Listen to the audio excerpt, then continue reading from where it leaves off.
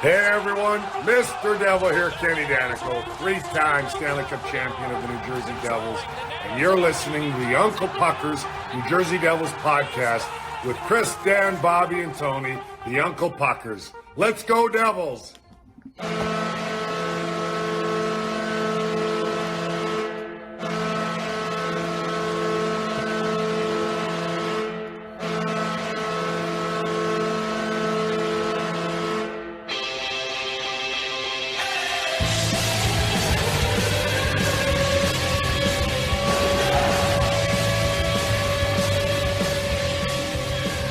It is one of the better goal songs in the league, I think. Sure. You know, I like fun. That one. Get you up. Definitely.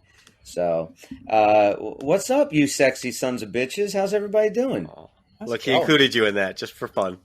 I included both of you. Oh, I appreciate it. Thanks, both man. Fine-looking gentlemen. We are the Uncle Puckers. It's Bobby, Dan, and Chris tonight. Tony needed the evening off, so we were going to run a 3-man team.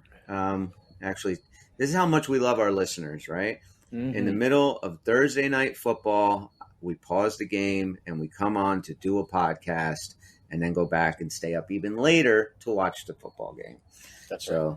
It's Seems all like for a download's a fair trade-off to me. I think so, too. Yeah. Download, 5-star positive review. I think that's a fair trade-off. Yeah. So everybody doing good tonight? Oh, yeah. Hanging in there. And a couple of things you see. You're a little stuffy, huh, Bob? Got a bit of a little naggy cold thing going on there. Nothing will keep me from this podcast. Wow, that's awesome. I love it. This is an article that was written by SB Nation by Gretz, Gretz. I guess that's all he goes by. Is that Gretz. Gretzky's pen name? I don't know. It might Wayne be Gretz. It's just not W Gretz, just Gretz. Okay. So this is ranking the top 15 forwards in the Metropolitan Division for the 23-24 season. Okay. Anybody want to take a shot at number one real quick before, you want me to go backwards or you want me to go forward? Or you want me to start at 15-1 or you want me to go 1 to 15? I like 15-1. 15-1. All right. Yeah. The 15th best forward, he's got Patrick Lane from the Columbus Blue Jackets. He writes, you know what? Before I do that, the just missing the cut. It's kind of the honorable mentions. Yeah. We'll roll with them. He's got Martin Necas from Carolina, Chris Kreider from the Rangers, Brock Nelson from the New York Islanders, and Travis Konechny from the Flyers.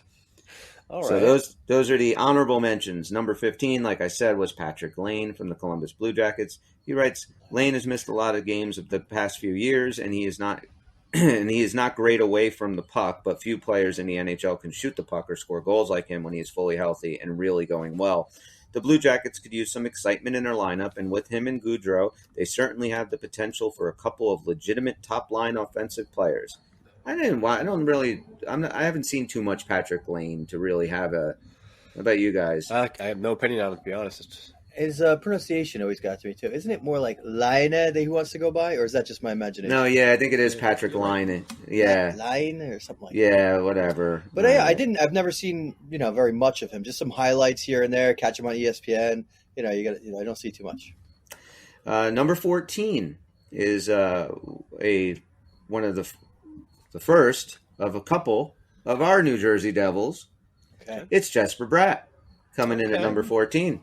Now, Bratt does not have a ton of defensive value, but he's another top-line scorer on a New Jersey team that is suddenly full of them. He is now just entering his age 25 season, which is usually around the time scorers tend to reach their peak level of production.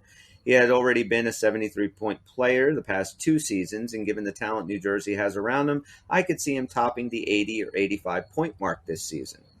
Reasonable. Yeah, it's a fair assessment, right? I think so.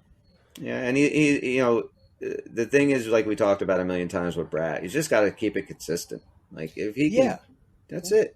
I don't think he's had a season where he's been his full, for himself consistently. If he does, that's scary good. Yeah. He's had some great seasons overall, but, putting the consistency together, and I see him probably closer to the top of this list. So, yeah, it's fair. Number 13, he's got the second Columbus Blue Jacket there, Johnny Hockey. Johnny Gaudreau. He writes, I like Gaudreau a lot, but that 115-point season 2 years ago is probably going to end up being a significant outlier at this point in his career, especially as he enters his age 30 season. Great playmaker, great skill, probably more of a 75, 80-point player than a 100-point player at this point. I could agree with that. Yeah. Yeah, it's an interesting take on him, right? I mean, he was the most sought-after guy for a while, but now you look at him realistically, is he going to get those kind of numbers again? Yeah, probably not. Maybe might have a year, a big spike year or something. Maybe not consistently up there. And I mean, playing on that Calgary team with Kachuk and stuff. I mean, that team was loaded. Yeah. They probably should have gotten a lot further than the second round of the playoffs that year. But I think that was Edmonton they ran up against that series, and that was just an amazing series. Now where he's at, he doesn't have the same kind of support, same kind of team behind him, so he might not reach those levels. Yeah, I think that's fair. So far, I'm pretty much in agreement with all these. Number 12 is Matthew Barzal from the Islanders. And he writes his overall offensive numbers might be a little underwhelming, but he is one of the only potential game-changing and top-line talents the Islander team actually has. His biggest assets are his speed and playmaking, and the Islanders simply do not have enough high-end talent around him to capitalize on those skills. It's not his fault. That's all he writes about Barzal. I really like Matty Barzal. Sure. Yeah, I've always enjoyed watching him and thought he was just a hell of a player. Love to see him in a Devils uniform, but he's right. He makes this spot on, yeah. Yeah, because scoring was not what made them successful the last few years. Exactly. So it's kind of a Lou Lamoriello deal, and he played that role well, and he's doing a good job. But I'm sure his numbers could be higher elsewhere. He's kind of the Islanders' Patrick Elias at this point, Kind of is, yeah. So number 11 is the second New Jersey Devil on this list, Timo Meier. Okay. Yeah. And Meier has all the tools to be one of the NHL's best power forwards, and he already has had back-to-back major goal-scoring performances that saw him score 75 goals over the past 2 seasons. The Devils having him for a full season only makes one of the league's most exciting teams even better offensively. When did we ever imagine saying something like that about the Devils? And that's fucking true. That's the truth. I mean, we say it a lot on this show. Like, I think that's why we are so giddy about this team, because it's like, this is something we've never seen before. Oh, yeah. Like, no. This is crazy, the amount of talent this team has. We keep bringing in talent, and then we bring in another piece of talent, and another piece of talent. Like, it's never going to end. It really does. That top 6, and you can go top 9. Looks like a little bit of an embarrassment of riches at this point. It's like the biggest problem is who's going to sit. Like where are you going to? Yeah. How are you going to get just one team on this ice? Because there's got so much talent. Yeah, and they stay healthy all year, they're going to give a lot of teams headaches. They really will. They're going to be hard to defend. I mean, you could just keep on scoring line after scoring line after scoring line, and then our defensemen are friggin' talented. It's awesome. Yep. Number 10, our arch rival, not the one you may be thinking of. It's Andrei Svechnikov from Carolina. Oh, okay. Svechnikov is a player I've been waiting to break out offensively. This is him, Gretz, not me, saying that he's been waiting for him to break out offensively for a couple of years now. I don't give a shit. Yeah, I was saying we care less. Yeah, he was injured last year, right? Injured towards the end of the season, so we never got to see him in the playoffs. And he's probably, he's their best scorer. Mm-hmm. All the skill, all the underlying numbers, and all the foundations are there for him to be a consistent 40, 45 goal scorer. He just needs to actually do it.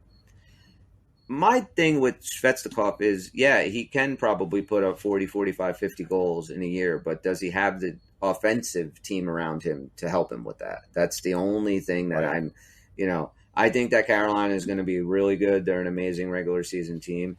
But I do worry, if I was a Canes fan, I would have a legitimate worry of our scoring and if it's going to dry up occasionally throughout the season. You look at teams like Toronto and teams like even Tampa or of course the Devils, even the Rangers. Like, they don't really have droughts now. They have so much scoring throughout, but they're just such a complete team and well coached top to bottom. They did great last year, relying on their defense first. They had a great defense. They did a good job. They had committee scoring when they needed it, especially with so many injuries. Svechnikov wasn't the only one. So, you think if they get those guys back, they can maybe do a little bit better in scoring and balance it out between their defense and scoring. But I know what you're saying. Like, they don't have the scoring depth that you see on the Devils. That's for sure. Yeah. So that could be something that bites them in the ass, but we'll see. But they're also a team that's kind of built more for the playoffs than the regular season, which is crazy because they're such a great regular season team. So maybe they're not. I don't know. It just seems like the way that they are built. They're just so steady, and it's like there's no highs, there's no lows. Like what you're getting with Carolina. I look at Toronto and I see how they've gotten even better on paper, and they should be a scary team. But your biggest competition, I think, the team to beat for us in the East is going to be Carolina. Yeah, and I think they deserve the most respect of all the Devils' opponents going into the season. For now, who knows who emerges stronger than we see right now? But Carolina looks pretty strong. Yeah, they do. I mean, the Hockey News just picked them to win the Stanley Cup. So I get it. I mean, it's got to be somebody's. It's got to be anybody who's paying attention's top 5 pick. Yeah, I think they're up there. I completely agree. I mean, I had them number 1 in the power rankings that I did, in the Eastern Conference. I think they are that good. Mm-hmm. So, but they are beatable. Yep. Number 9, Jake Getzel, Pittsburgh Penguins. He writes, there were times during the 22-23 season that I did not think Getzel's play matched his production. He feasted on the power play and empty net goals, but he still had 36 goals in 78 games and was close to a point-per-game player. He has been one of the best goal scorers in the league on a per-game basis, is fearless around the net, and is typically a very smart player. Completely agree. I like Jake Getzel. I do. I think he's an awesome player. He's a good playoff guy. He shows up, but the last thing he wrote, I think, is true. He is smart. He is always in the right position. Right. And I guess playing with Crosby that long will do that to you. Yeah, sure. Number 8 is the bread man, Artemi Panarin from the New York Rangers. He may not help you much when the puck is not on his stick, but when it is on his stick, he can be one of the most productive and most skilled players in the league. His game started to show a few cracks this past season, but like Zibanejad, he is still a 90-point scorer and can change a game on one shift. Very true. True, but his playoff performance was horrible. I don't think he had a point. Yeah, he was nowhere. Okay. And like that's a crazy amount of points, 90 points, and playoffs, not even there. So, like, I can't imagine he's going to have too many bad playoffs in a row. So you expect better from him going forward. He is crazy talented. He is, but he's also at that age where, that production starts to dip a little bit. Right. On a team that a lot of that team is kind of at that age. I know. In that first part, he said, like, he's not been a two-way player. He's not been a silky finalist. And do you think, though, that's what serves guys as they get older? Do you think that's what hinders him in the playoffs? Is the fact that he's not a two-way guy? Yeah, you have to be tighten up. And I didn't pay too much attention about how much he was possibly getting benched. If Gallant was like responding to him having defensive mistakes or not. But he doesn't seem to have that urgency or care on the defensive side of the puck. And that's what you need in the playoffs. You kind of need that from everybody. It's the opposite of your Patrick Elias type player, like you were speaking about earlier.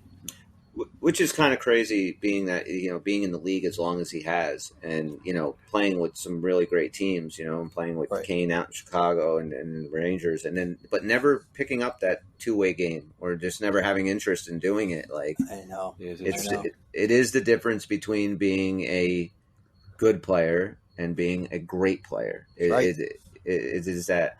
Number 7 is the aforementioned Mika Zibanejad from the Rangers. Ever since joining the Rangers, he has been one of the best offensive players in the league, and he is still going strong after a 39-goal, 91-point season in 22-23. The Rangers tend to be a very top-heavy team offensively, and Zibanejad is one of the players that helps carry that top 6. Mika Zibanejad, I don't like him. Another guy that didn't show up in the playoffs for the Rangers. Yeah, I think he's got a little bit more heart than Panarin, but you're right. He was, what exactly did he do to help them in the playoffs? And he's up there, too. Like, he's like 30, 31 now, isn't he? I know. You would think that both these guys, their window for NHL play is closing. They're getting up there. But Anything to add on Zibanejad, Bob? I mean, I have always respected watching him play. The guy can flat out score, and he's got a ton of talent. I also personally don't like him. I think you get a lot of those. Oh, I like anybody who has hair. I just get a little jealous. And, there's some of those guys where you hate them, but if they were on your team, you're like, I would love them. I don't think he's one of them. Fair enough. You know what I mean? Like, How Wouldn't about like this him guy? any better if he was No. a Devil. No, I got I that. will. I'll direct this question more towards Dan and not you so much you, Bob. The question of you hate him, but would you love him on your team? And that's number 6, the grade 8, Alex Ovechkin. Yeah, no, I get it. How do you let's seriously think about this, Ovechkin on the Devils. I mean, it would be insane not to try if you had the opportunity. Sure. But the Devils, they play a speed game. He's well past speed game. Yeah. He's going to park. He's going to have a great shot, shoot most of his goals from the same place. He'll play a hard-nosed game. We could use the grit. But I don't know how well he'd fit with this team, right? That would be kind of crazy. I don't think he would fit. No, I mean it's a young speed team, and that's not his game. It kind of never was, and even he's older now. I don't know. I'm trying not to be colored by the fact that I don't really dislike him as a dude. Of course, what he does better than anyone else from that area, but it's a very narrow thing, and I don't think it necessarily helps win championships, right? So I think we could say that. I mean, the right formula maybe, but I don't know. I don't know if it's the kind of guy I would want on this Devils team. You think he's interested in winning another cup, or you think he's just basically just interested in breaking Gretzky's record? Probably the latter, if I had to guess. I don't know. If he was, I don't know. I'm not sure where he's at contract-wise. I know, of course, Washington wants to retire him as a Capital, but, I don't remember ever hearing, he wants another shot at a cup-winning team or anything else. I don't think he cares. I don't know. I don't know. I think it's hard to take that kind of competitive fire where it's all you've wanted forever and just think it's going to go away. Not that he's not more focused on the goals, but I also think maybe he believes that his team is better than they are, maybe capable of another run or two somehow. When we see that middling team on the way down that's not really doing anything to change that. So and maybe I got to believe he still wants to win. I mean, maybe I asked that question because, we don't hear a whole lot about him. Where if you think of the Pittsburgh Penguins, which were kind of in the same position as Washington, but yet, that Sid said, I want to make the fucking playoffs. I want to try and win a cup. And they made moves and they did things around Sid this season that made Pittsburgh a better team. And Washington didn't really do that. No, it seemed like Washington was like, hey, fans, come watch Ovechkin break some records. Mm-hmm. Yeah.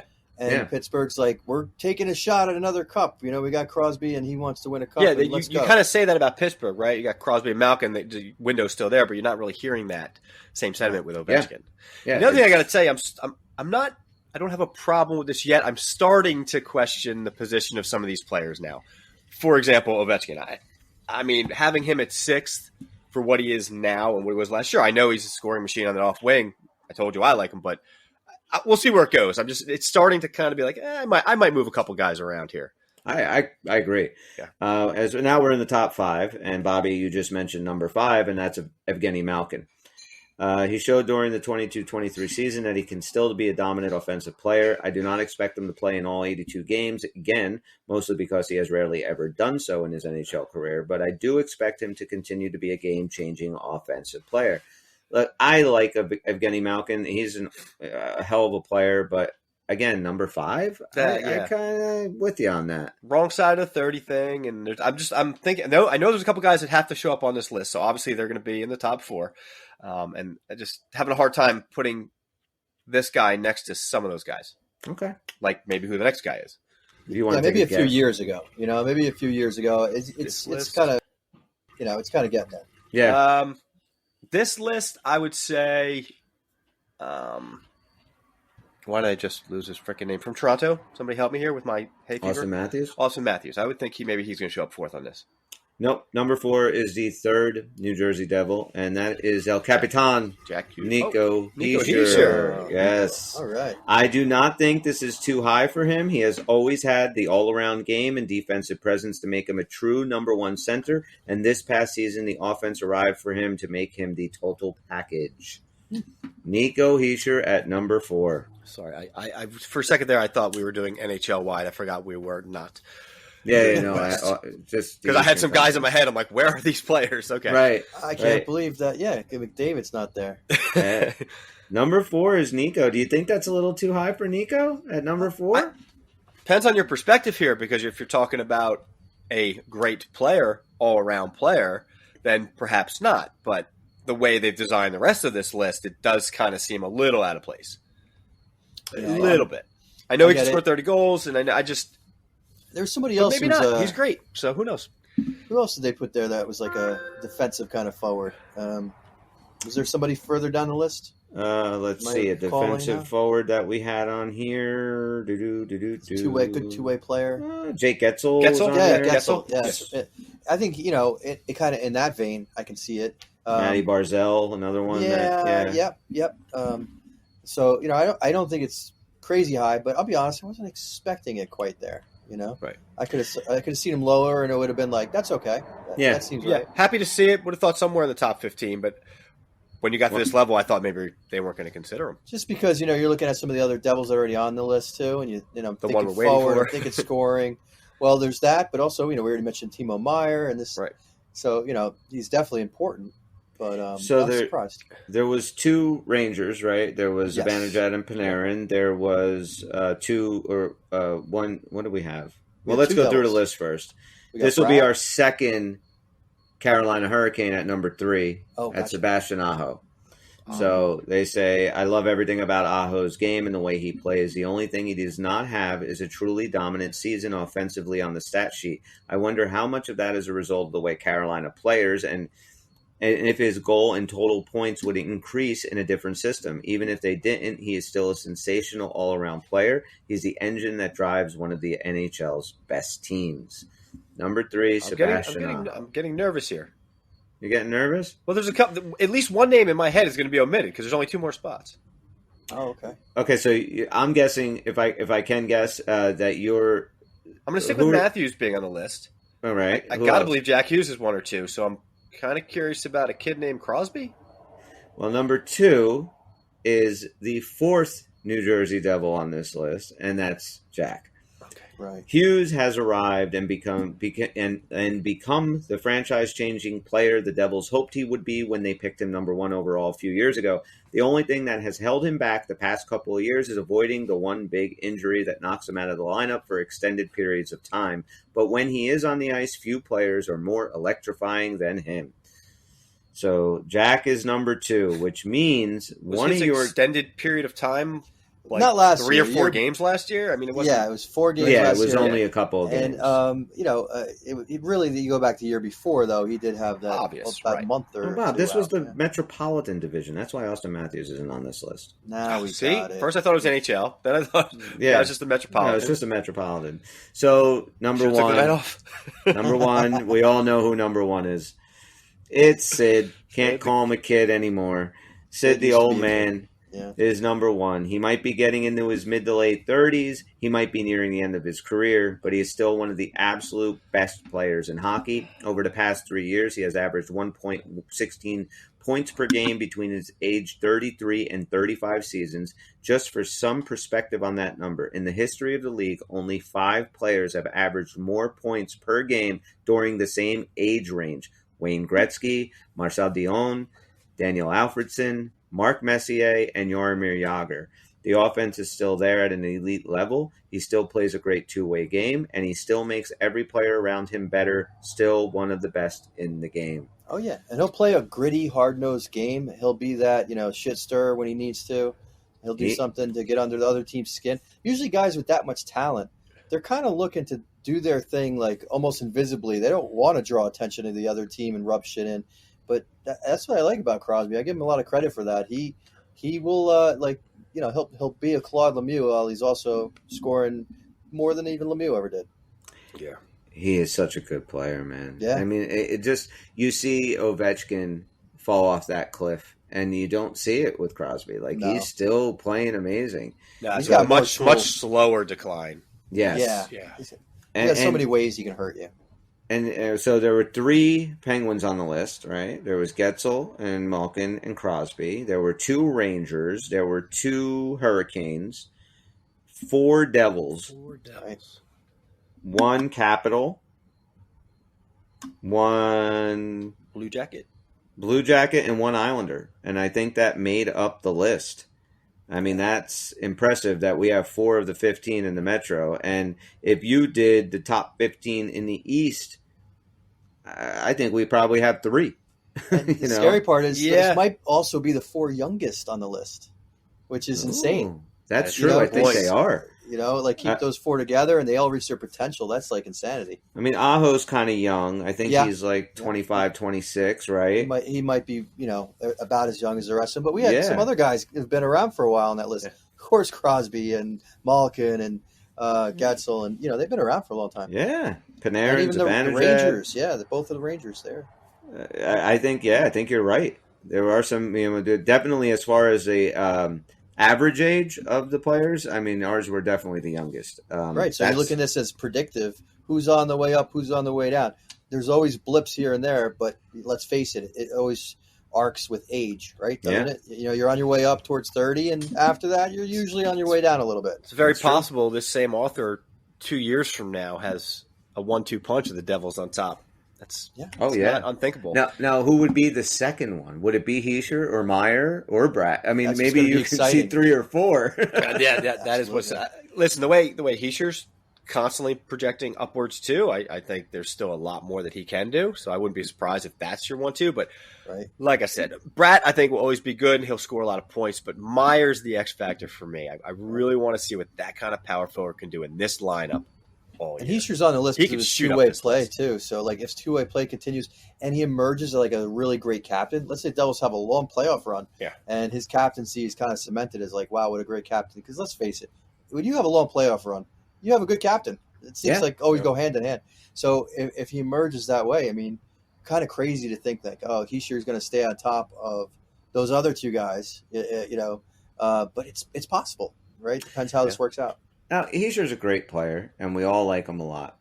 But do you guys think the jury is still out on him as far as being the captain? Or are you sold? I still have questions. You do? I think it's. I feel bad even saying it because this man wants to win. He tries. He gives his all. But it is not enough to make a captain. Sometimes some of the great captains, they just have that magic that brings everybody else along.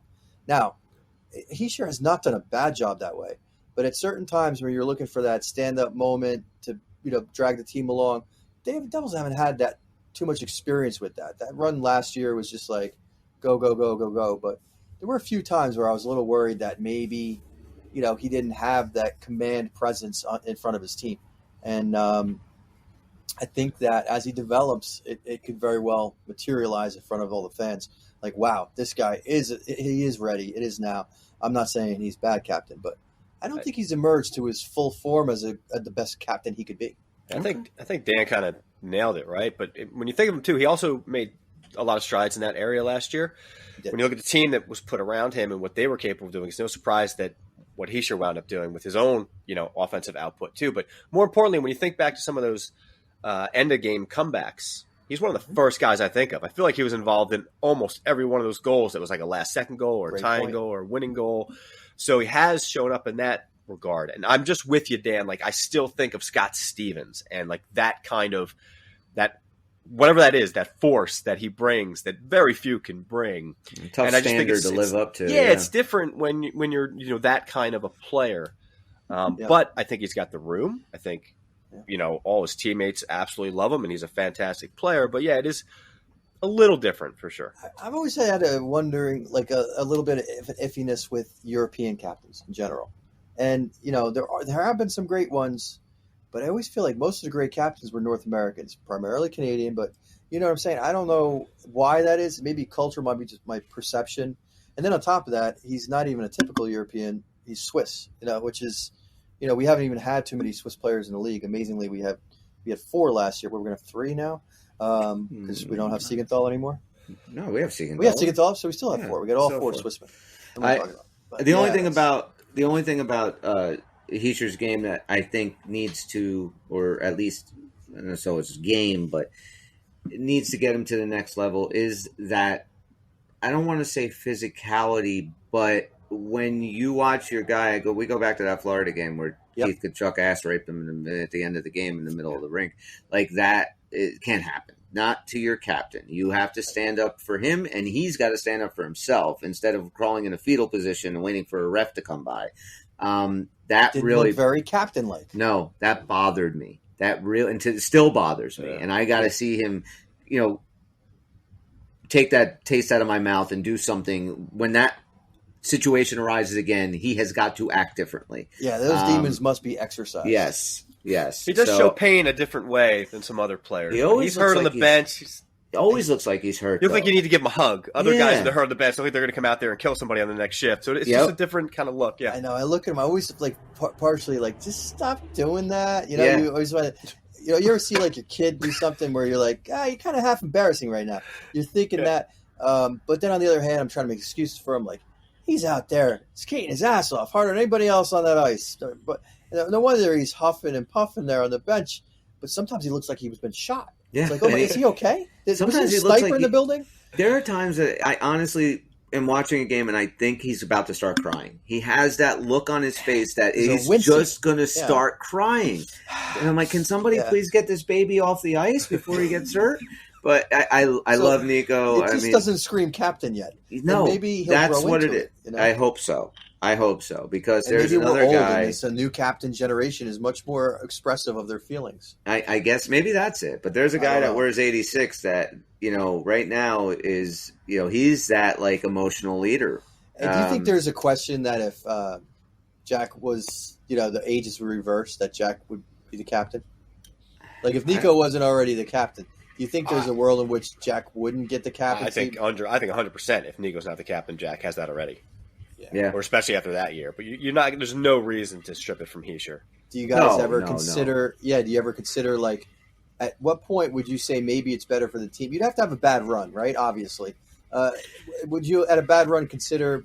All right, Nico, we want you to focus on doing the things you do best, and we're going to try with a new captain. It seems almost unthinkable, but I can almost think about it. And what does it do to him, in his psyche? When you get the C strip from you, that hurts. That C is a big deal. And he's a hot property. Look at this list. They got him towards the top of the list. I mean, would you really want to, sour him that way? Was it Sutter that took it off Elias after when he came in? Elias was only captain for 1 year, and I think it was Sutter that came in and took it off him. Maybe had 3 alternates or something going. I mean, maybe if there was a new coach down the road and they did decide to maybe do something like that, and I don't know. I also think having the A on Hughes' jersey is a big deal because you can basically take over and be that rah guy in the locker room. Because Nico's not that guy. Nico's not going to fire the guys up before a game. Jack's Kane Thames situation, right? Yeah, Patrick Kane is the Flash, and Thames was Captain Sirius, and Nico's not quite that, but they're definitely different personalities. So, but can Nico grow into that role, kind of like Taves did? That's the question, and I hope he does. I hope he does because Taves was a great captain, and mostly just leading by example. But the example can't be falling on the ice in a fetal position while Matthew Tkachuk beats you upside the head for 10 minutes and nobody does anything. Exactly. So we'll jump into something else real quick before we give a shout out to our Hockey Podcast Network partners over at DraftKings. So we're going to do that now. Football is back and in full swing with another week of epic games. And DraftKings Sportsbook has got you covered on the action for every single one of them.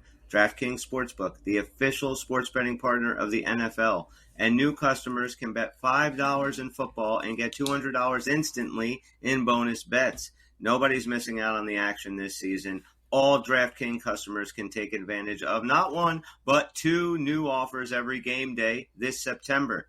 So get in on the NFL Week 2 action with DraftKings Sportsbook. Download the app now and use code THPN to sign up. New customers can bet $5 and take home $200 instantly in bonus bets only on DraftKings Sportsbook with code THPN. The crown is yours. Gambling problem? Call 1-800-GAMBLER or visit www.sot1800gambler.net. In New York, call 877-8-HOPE-NY or text HOPE-NY.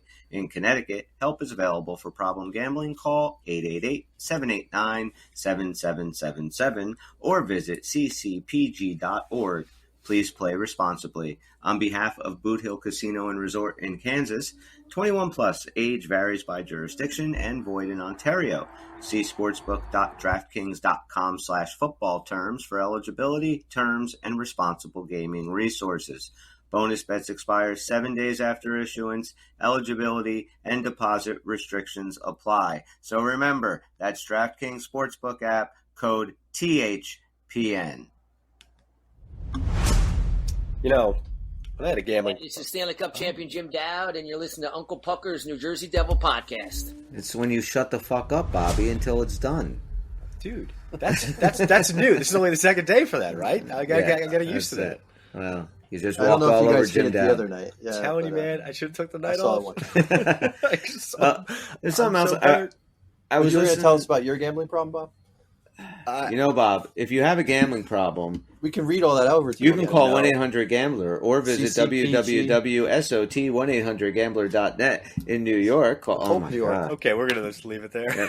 So I was listening to, I don't know when it was, last week or sometime, and I was listening to XM, and they were talking. I kind of caught it a little bit in the middle, but they were talking about some new rules or possible, not that these are new rules, but they were kind of just throwing shit at the wall and discussing it. So they were bringing up some new possible things. Do you think this would make it better, the game better, the game worse, whatever? So I wanted to discuss it with you guys.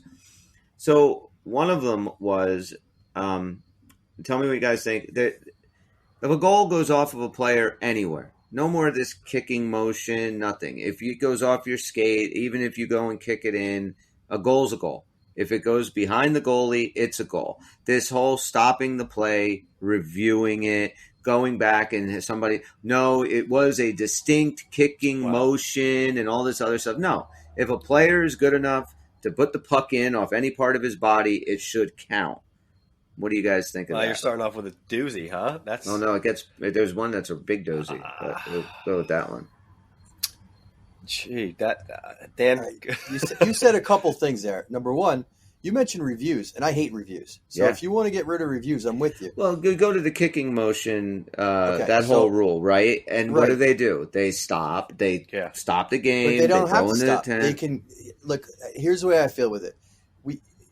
Because even in review, we've seen things missed.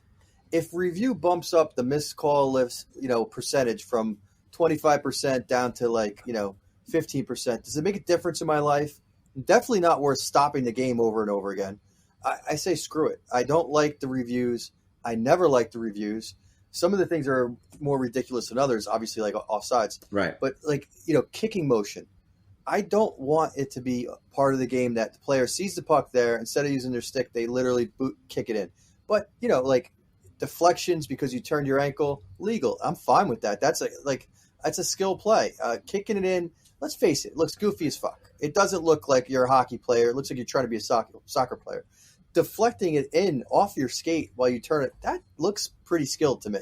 I'm fine with that. But I would rather miss some of those calls and was it deflected or was it kicked? Leave it to the ref.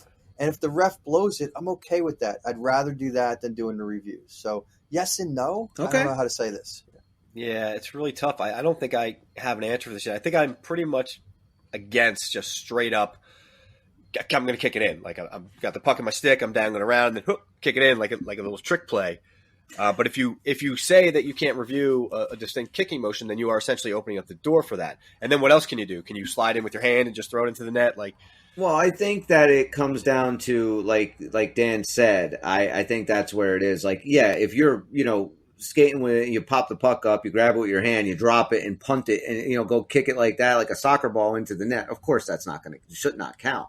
I think puck goes off any part of your body. So if you want to just leave it to the judge, the goalie, the referee rather, to say kicking motion, no kicking motion, whatever. And I think they're going to blow more calls than reviewed. If reviewed, they'll probably get it right, maybe twice as much, but who cares? Because it is kind of objective about the kicking motion. It's like when a puck comes by, like you said, a player turns his ankle and he kind of just, directs it in. And at the time, as soon as the puck hits his skate, he tweaks his ankle a little bit to get that angle. Is that a kicking motion? Most refs would say yes. I think that's a skill play in the crease that you're scoring. Your stick's tied up, puck's coming through, somebody's passing it to you, you can't get your stick on it, you just kind of turn your ankle, it goes in.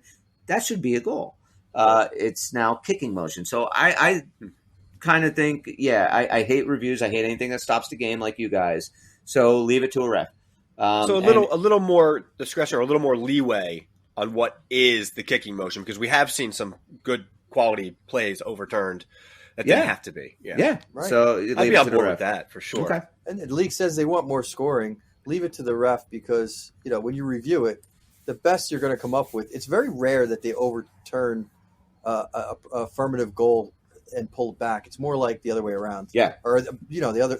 It's very rare they add a goal that the ref didn't want to allow. It's more like they take one away. So just let the ref call it. And I know we all totally agree that the NHL needs to get rid of the delay of game for the puck going over the glass in the defensive end. We agree with that, and we also think that you need to absolutely stop this bench challenge on an offsides.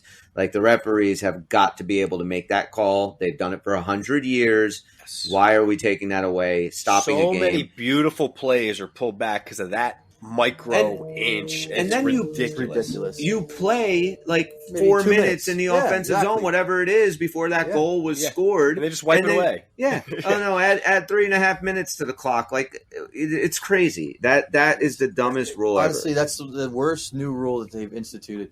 The puck over the glass thing, I would be okay with the middle ground. Like, let's say, you get 2 or 3 per game, where if it goes over, even if it's accidental, no problem. But you go beyond that. Now that kind of shows a pattern in the game, and then you take the penalty. How about this? You can't do it down 2 minutes left in each period. Okay, I like that. So if you make that mistake in the last 2 minutes, it'll be just like it is today. It'll be a penalty. Yeah. Right. Because then, it's really, the game's maybe a little bit tighter, especially if it's in the third period. A guy might, and I've never really seen guys throw it over the glass just to get it out of the zone. It does not happen much. These guys are not trying to do that. No. They're professionals. Especially when they know there's a penalty attached. And every time it happens, it's an accident. Yes. So if you want to keep a penalty on it, maybe 2 minutes left in the period. You're not allowed to do it. It's better, sure. It's still a gray area call, and then so you're still always going to have the debate. But sure, anything's better than just automatic 2 minutes. Okay. Now this is one that was brought up. We only have a couple more. A goal can be scored with a high stick over the crossbar. If the puck is over the crossbar and you knock it down and you're in, that should be a goal. Thoughts? I'm game for that. I think that's skill. I don't care how high it is. Put your stick on it. Why not? This is the one I'm so against, but okay. Are you really? I am. This is just me reacting. Yeah, no, that's I'm fine. not like thinking about it long term, but I see some, right here, and it's just 1 inch over. It's basically the same play. But the problem is they got to call it, right? Goal, and you have a line, and then that pretty goal is called back. I understand the frustration with that, but I also remember, you have to consider a couple things. Number one, part of that rule is it's not really much about the goal. It's about where do you want these players' sticks shooting from. There's a high sticking. There's, very few exceptions that you're not responsible for your stick. A follow through on a shot, you can clip a player, and if you hit him in the face, but there's like this general, you don't swing the stick above a certain level height without risking a penalty kind of thing. So then when you take that to scoring, that's why that kind of translates. I see what you're saying. I feel like super high shots is interesting. Today you have guys like, what's his name? The magician dude. With those crazy David Copperfield? Yes, David Copperfield. He plays for the Ducks. Zegras, right? Trevor. Zegras, Zegras. His stuff is amazing. Now, if you ever see when he's just messing around, like the lifting the puck onto the stick and kind of holding it by centripetal force, and he looks almost like a half a figure skater while he's doing these crazy shit. If you can literally allow those guys to release, you have lacrosse style scoring. Yeah. At that point, it's a lacrosse move. These guys are holding the puck like a lacrosse player, and they're shooting from lacrosse height. The goalie in me says, this is fucking crazy to try to take shots from that height. It's a totally different type of game. But I can understand how it's a new skill set you have to learn. It's high skill. It's just that I think what you have to work out is, if you keep encouraging players to have sticks up high, don't be surprised when there's more high sticking. What's that call system going to look like? I'd be willing to pilot it out in a minor league, see what it looks like to have. Do fans really like these crazy high shots? Is it looking insane? Are people happy with it? What does the game look like? How many guys are going to be almost overdoing it. See, you bring up a good point, and this is why now pulling back on the reins a little bit from my initial reaction.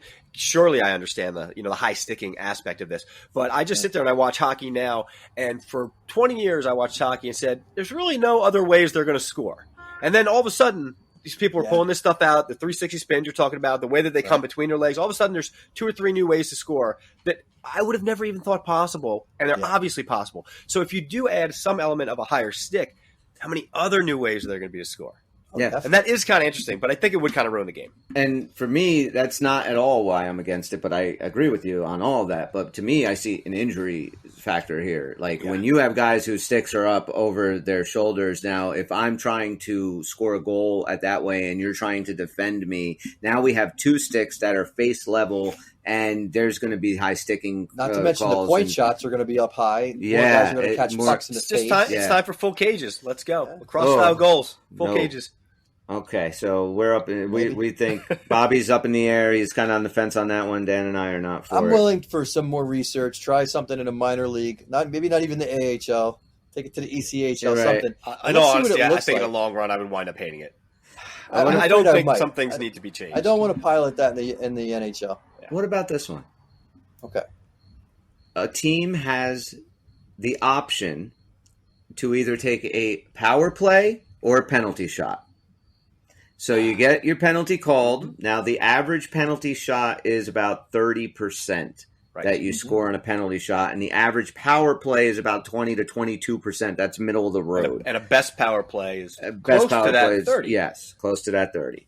Maybe even, I think Edmonton was like 36, 37. Right. I don't know. That's they crazy. were ridiculous. But you give a team the option to throw a player out there, take a penalty shot, or you do the 2-minute penalty. What do you guys think? I have actually thought of this one before because especially in watching some of these Devils teams where it's all momentum, owning the game, total puck control, we're on a power play, and it's just like dead. Like the emotion goes out. They're just all the energy drains, and I don't understand why.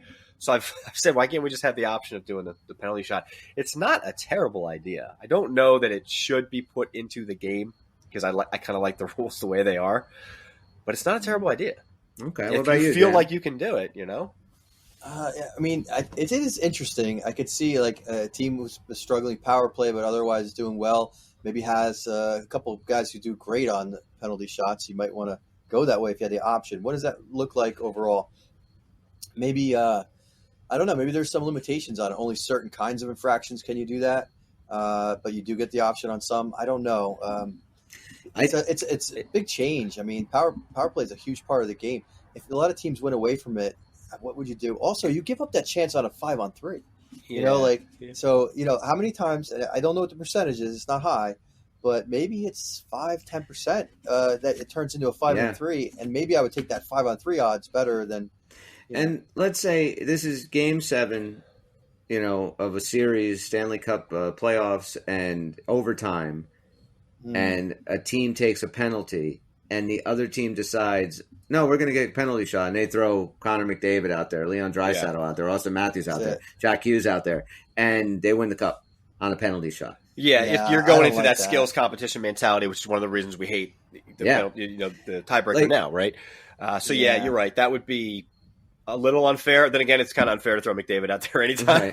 Right. I agree. I don't. You have 3 overtime game, and it gets settled by the coin flip that is the penalty shot. Yeah. Oh boy. I don't like the penalty shots at all. I don't like going into shootouts after the 3-on-3 overtime. And part of it was a penalty shot was always something that was that was the unicorn in the NHL, right? You never saw it. It didn't happen a lot. So when it did happen, like I've been to I don't know how many hockey games. I have seen one penalty shot live, and this is before the shootouts. I've seen one, and it was Niedermeyer. I forget who he was on, but he scored it. But that was the only one I saw. And it was like the most exciting thing to see a penalty shot live. Now, it's, every week there's teams going into overtime and into penalty shots, and it just has lost its luster. What happened if we double them and triple them? So and, that seems kind of crazy. I think it is. I mean, got to go to the time limit one like you did before. A compromise. You can only do it in the first minute of the first period, the second minute of the second period, the third. What minute about of the third period. what about you only have one, or if you really wanted to put that in there? Now, I mean, we're just playing devil's advocate. Sure. Like, you give a team, like, they have their 2 challenges. Maybe they have one opportunity on One a power play. One conversion. So, you know what? We did shitty on our last 3 power plays. We're going to use that, penalty shot rule for the next one, and you take a penalty. You get shot. penalized if you miss.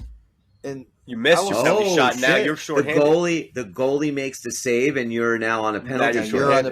It would prevent people from wanting to do it a lot, which is a lot of how rules are determined.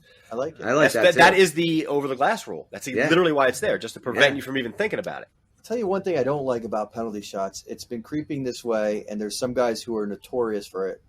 The guys who slow walk the puck in, and then, painfully slow walk that puck real in. Wide. It's kind of exposing how dumb a penalty shot is, because a penalty shot is not the game. A penalty shot is like a practice move. It's like you isolating what you're going to do if you ever get on a breakaway. And now you're putting it in a situation where it's no breakaway you'll ever face in a game, because you're never going to have that much time. Right. I mean, if we don't have a shorter time limit on a penalty shot, and we have guys, more and more of them, doing this thing where they thought like forward momentum was enough to keep it moving. Bullshit. You just need a slightest amount of forward momentum. The guy's zigzagging back and forth. I don't know what the time limit is, but it's way too long. And it's like, it just looks stupid. And in the end, if he scores after taking that much time, it always looks anticlimactic and almost cheesy. You don't give a shit anymore. That is just an awesome assessment of that. You're absolutely right. That is annoying as hell. They wanted it exciting, and they made it boring. With maybe a real breakaway, like you've got that guy breathing down your neck. You don't know if he's a foot behind you, 2 feet behind you. Sure, the teammates are yelling and stuff, but man, you got all that going on. Split-second decisions going on. That's real time. I want the shooter to have to haul ass off that center ice dot, because there's a time limit, and if you don't get that shot off, oh well. Like, I want to make dicky moves, but you should leave enough time, and only enough time, to have some pretty decent speed on bringing the puck in. Yeah. 10 years ago, they would never thought to put a pitch clock in baseball, and it turns out that it's working. And this is not an idea that shouldn't be at least tested very true, on a minor league. I don't know, start wide, start with 10 seconds or something. Or just get rid of it and keep it 3-on-3 until somebody scores. I do love the 3-on-3. It's the best. I don't know if we could ever have it for the playoffs. It's not traditional hockey. No, I don't want it for the playoffs. No, but for the idea of going from a 5 to a 10-minute 3-on-3, I'm totally in favor of. I totally prefer that to a I would have a longer 3-on-3 than to go. I think if you did a 10-minute 3-on-3, I would bet that 75% of the games would end. Maybe more. Before. Absolutely. Yeah, maybe more. So then if you wanted to go to a shootout at that point, but there are still people out there that love the shootout. They think it's so exciting. It's just... You get wrapped up in it at a game. When you've invested the whole game, you're there, and everything's going on. You do get wrapped up in it that way, but I still think it's just not the way to end a game. I've said this before. Every single time the Devils get into a shootout, I don't give a shit who wins at that point. I'm just like, I don't care. Once that 3-on-3 overtime is over and it's going to a shootout, I'm like, oh, we got a point. I really don't fucking care. Yeah. And that's just where I go. Now, and I think the 3-on-3 is a lot more fun to watch. Oh, it's great. You get to see all of the players' skill. They have so much more room to do creative things, and do some of them end up a little flat sometimes, and everybody's just playing, keep away. Yeah. And once in a while, that can be a problem. But for the most part, you're seeing the most skilled guys with the most room you're ever going to get, and it's more fun to me than watching the repeated penalty shots of the shootout. I completely agree. All right, I got one more. I'm gonna paint a picture for you, if I will. Paint that picture. I'm painting happy Bob Ross. I am. Yeah. This is a happy little setting. A happy little. Podcast. There's a happy little goalie, and he's in his happy little net. It's Game 7. You're down by 1. Maybe, I don't know, let's say 30 seconds left on the clock, right? There's a goal mouth scramble. You're in front trying to get your puck on to get that tying goal. Defenseman comes over, just hellacious cross-check right across the back. He knocks you in the ass. The ref's arm goes up. That defenseman takes that puck. He skates around for the next 8-9 seconds. Whistle blows. Game's over. And that ref's arm is still up. In the NFL, you cannot end a game on a defensive penalty. That's right. So what if the NHL, when that happens, even though that game is over, you get your 2-minute power play to try and tie it? So you get a full 2 minutes even after 20 minutes has expired. Yeah, the game's over. Okay. The game's over. And you can only do it in a 1-goal game because it's one power play. So it's not like if you're down by 2 and it happens, it doesn't matter. You can't tie the game on one power play. So you should be able to have your 2-minute advantage to try and tie that game because it was taken away from you.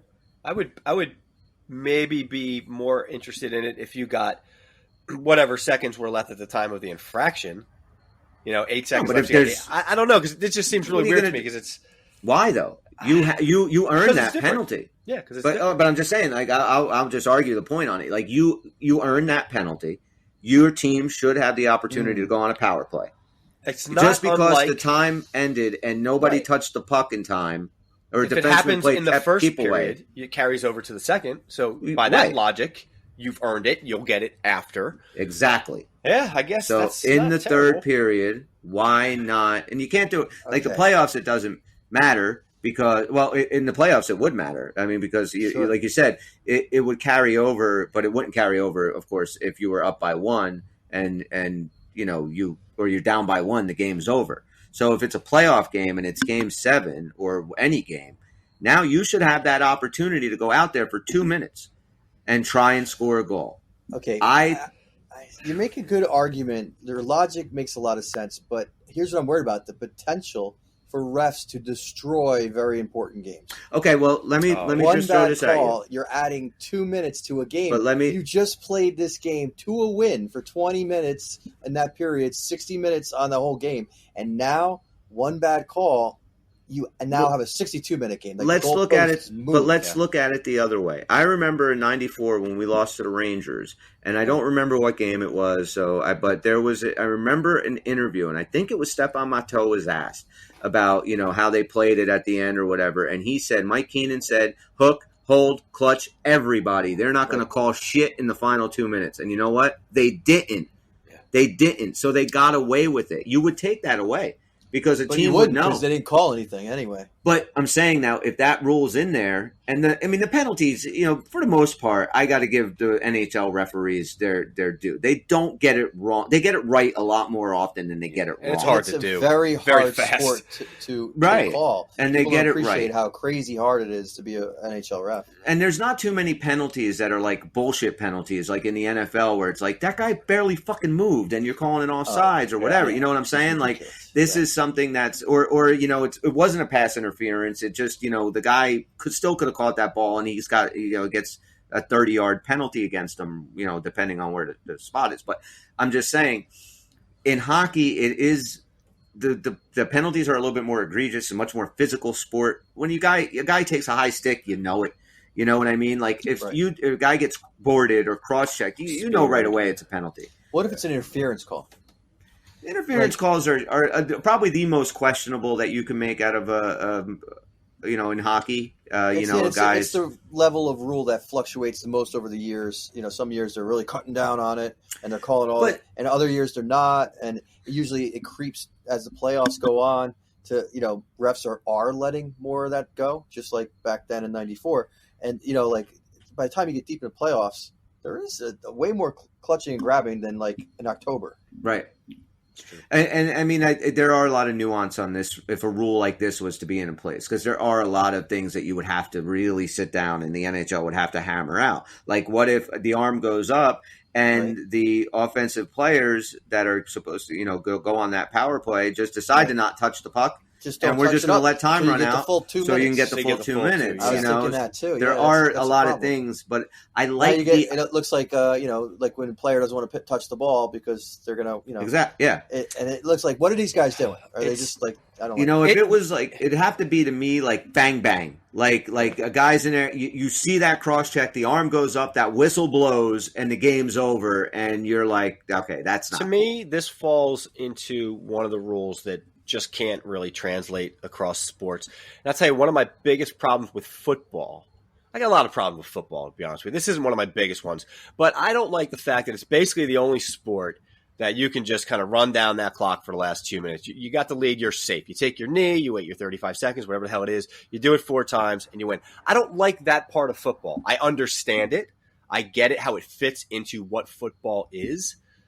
I don't see something like that kind of translate to hockey. Like you said, not touching a puck, trying to get that full 2-minute advantage. You could say you're going to call it. Now you're opening up for more interpretation. For me, this is one that would never translate in. It would take away so much history of what the game's already done, and it would change a lot of what could happen at the end of games. So for me, I don't think I would go with this one. I like it. I like it. I think it'd have to be completely worked out, and it would have to be. But I like the idea of a game not being able to end on a defensive penalty. I like the idea that team still gets their shot, but how it works and when it would work and all the other bullshit that goes with it, I don't know if it's something that so could work. And we're in an age where all they keep trying to do is perfect umpiring and refereeing, where you watch baseball your whole life. You know what? Bad strike call. I get it. Law of averages. You're going to get one back. Like, it always just worked out. It didn't have to become the big deal that it became, where they're actually considering robot umpires and practicing. I know. So the more you put into gray areas, I'm going to decide. I'm the ref. I'm going to decide. The more arguments you're going to have. I just think, to me, they're trying to get away from that. So which are we doing? Are we trying to get to like perfection, or are we trying to just put the human element back in sports? Yeah. No, I think that, I mean, I see what you're saying. I just, and with that rule that we just talked about, yeah, the human element is there. I mean, but that's what you're saying at first that you don't like about it, that the ref could be the one making the decision. Right. It could be abused because the human element can abuse. Well, now, what if you throw all this in, like I said, and all the rules that we just talked about, and the defensive penalty happens, the game is over, a team decides to take a penalty shot, and they can tie the game or whatever, Yeah. I just think I don't like the idea, and I don't know if I've ever actually seen that happen. Like, I don't know if I've ever seen. That's what I was thinking, Chris. Is like that this thing is attempting to solve something it's not going to have an opportunity to solve. Right. Like, it's usually the problem is the non-call. That's the fun of the conversation, right? That's the fun of the conversation. I like the non-call because, like Bobby just said, it always evens itself out. Yeah. So if you were the Stanley Cup Finals, that's a little final. But you know what, though? It always does. At one way or another, it always does. Yeah, you're going to get bad breaks sometimes. Those bad breaks are going to... Sabres. Yeah, that one was tough, man. Never came back from that one. I am in favor of like automating some decisions if it makes it a more pleasurable working. You mean the offsides, right? Absolutely. Now, get me on this. Like, there's no reason we can't, with players having RFIDs or some other marker device in their skates and a puck having the same, and optic. Some kind of sensor on it. Sure. Listen, absolutely. If we can scan our stuff on the grocery, I know we can do this. That's a technical thing that can easily be done. And now offsides calls are automatic. You don't leave it to the ref. And you know what? We're not reviewing them either. They're just done and they're automatic. And they're like a boring call to get like right 100%. It's hard to do fast. That's the thing. Like, it's not a fucking play in hockey that needs to be that thought about, you know what I mean? It doesn't there doesn't need to be that much scrutiny into an offsides. No, I'd much rather take the wrong call from the ref. Right. But if we can do it 100% I like your idea. Passively, and it doesn't slow the game down. As soon as a team crosses that line, either a referee can look for either a red light or a green light, and they know to call it or not call it. Like, that's fine with that. As long as it's perfect. We don't it's got to be perfect. But this is what is so incredibly awesome about sports and just having a conversation like this, because I agree with you 100% that the offsides does not need to be scrutinized to that level. I'm also the same guy that for years watching baseball double plays with the phantom, their legs were not touching the bag at all when they're turning a double play. I always hated that. I'm like, you're the best players in the world. You can't get your foot on that bag before you throw it. And they pretty much try to get rid of that. So on one hand, I like it. On the other hand, I don't. I guess it just goes sport to sport, or it just shows you like how much you can debate this stuff. Sure.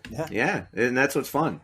I mean, I don't know where I stand on any of these. I'm fine with just keeping the game. The only thing that I would change right now as far as rules, like if I was, okay, Chris, you get 2 rule changes I take away the offsides being able to challenge, and I had another one in my. And I take away. I make the overtime 10 minutes, 3-on-3. Let's also lose the trapezoid. That's another one. Yeah. Let's do that. Let the goalies fucking play the puck. I love when the yeah. goalies play the puck. Play the puck. That's an awesome skill to watch.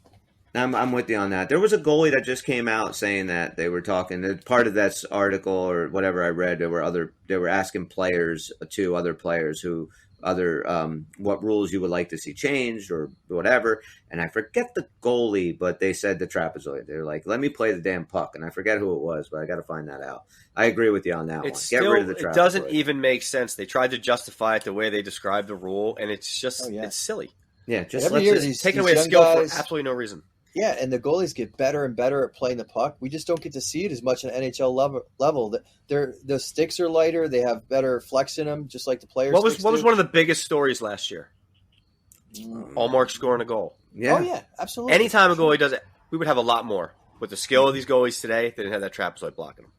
Absolutely, goalie scoring a goal is always fun. Let's admit it. We don't need it every game. But usually it's not deciding a game, so it's not like the game-winning goal and stuff like that. It's just a late game add-on, empty extra netter, goal thing. yeah. But it's fun. What a nice way to end a game, one way or the other. Sometimes it's like the other team actually had a chance. There's like 2 minutes left, they're only down by 2, and the goalie scores and buries it. That is fun. Even if he's just piling on another one. What do you got? You take Chris's rule that he wants with the interference in the last 2 minutes, but instead of getting a 2-minute power play, your goalie has to shoot it from his side of the net into an empty net.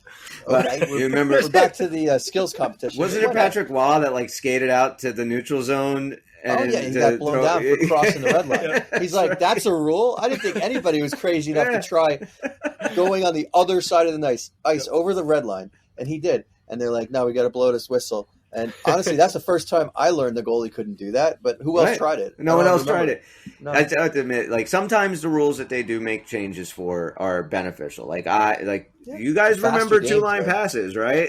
They were the worst and slowed the game down. That was a two-line pass. Oh well, so that great play is dead because it went an extra 6 feet.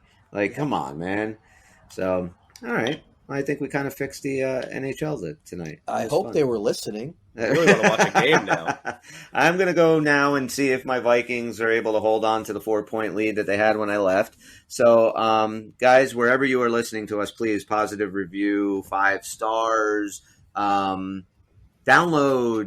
subscribe, all those things. Write us letters. Write us letters or emails, please. Yeah. Uncle Write them in blood. at gmail.com. Write us your letters in blood, and we will make sure to read them on the air. A lot of these sites, too, once you sign up, once you subscribe to the Uncle Puckers podcast, it's an automatic download. There you go. New show comes out, you get it. That's all you guys got to do. And you can listen to it at your leisure. Twice. And, you know you want to listen to it twice. This is true. And also, like I said, seriously, though, the emails, send them to us. Questions, little concerns, critiques, what you're expecting about the Devils this year, where you're looking for this team to go, thoughts on so far the offseason. We would love to get a little fan-friendly portion of, fan mail portion of this show together when the season starts, so we can read. Got to get a fan. Online. That's such a great element to add to the show. Yeah, but we need those fans. Dan's right. So now that's that. That's the show for tonight. For Bobby, Dan, I'm Chris. We are the Uncle Puckers, and we'll see you when we see you. Puck is out. Ooh, we got it. Oh yeah. Dan's on point tonight. Woo. One time I'm expected to push a button. I actually did it. Not like Mr. Booger Nose over there. I think it's the vid. It's over, Johnny. It's over. Good times, guys. That was fun. Right. All right, boys. I am going to wait. Actually.